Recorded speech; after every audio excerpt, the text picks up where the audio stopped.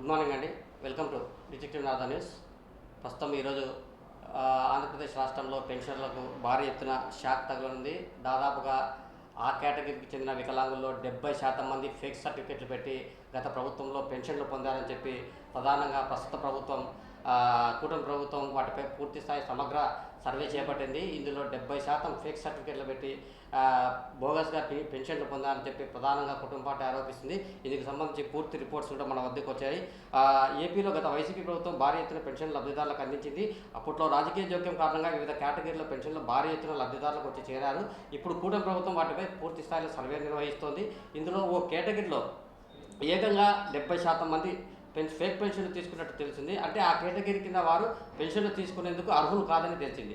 దీంతో వీరిని త్వరలో తొలగించేందుకు సిద్ధమవుతోంది. రాష్ట్రంలో పెన్షన్లు ఇస్తున్న కేటగిరీలో వృద్ధులతో పాటు వితంతువులు, దివ్యాంగులు, ఒంటరి మహిళలు, దీర్ఘకాలిక అనారోగ్యాలతో బాధపడుతున్న వారు ఇలా వివిధ కేటగిరీలో ఉన్నారు. వీరిలో దివ్యాంగుల పెన్షన్లు మాత్రం 2 కేటగిరీలో 24,000కు పైగా ఉన్నాయి.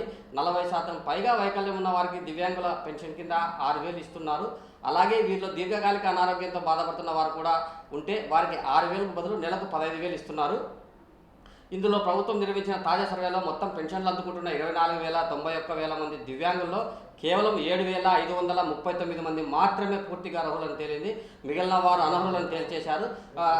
ఈ శాతంలో చూస్తే దాదాపుగా 69% పైగా ఉంది. అలాగే కేవలం 6,000 పెన్షన్కు మాత్రమే అర్హులైన ఇలా 15,000 రూపాయల పెన్షన్ తీసుకుంటున్న వారి సంఖ్య 9,296గా ఉన్నట్లుగా నిర్ధారించారు. అలాగే స్వల్ప వైకల్యం లేదా అసలు వైకల్యమే లేకుండా పెన్షన్ తీసుకుంటున్న వారు దాదాపుగా 7,256 మందిగా ఉన్నట్లుగా నిగ్గు తేల్చారు. దీంతో వీరికి షాకులు ఇచ్చేందుకు ప్రస్తుత కూటమి ప్రభుత్వం సన్నాహమవుతోంది.